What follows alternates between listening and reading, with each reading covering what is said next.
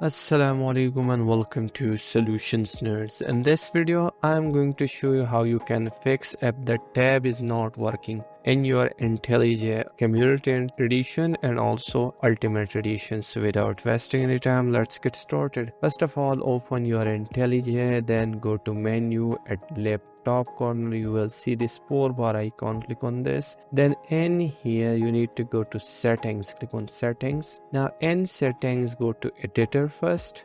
After this, go to code style, select your code style. I'm using Java. Then you need to make sure this option is selected and also this keep indents on empty lines. After this, at the top side, you will see key map after appearance and behavior. Click on key map. Now in key map, go to editor actions. Click on this and here type indent. Now once you type indent, you will see here at the top indent line or selection. Double tap on this, then in here click on add keyboard shortcut. Click on this. Now in here you will see here a plus icon. Click on this and then click on set tab, then click on OK. It will show you already assigned, but forget about this. Then click on OK and click on keep and then click on apply here and then click on OK.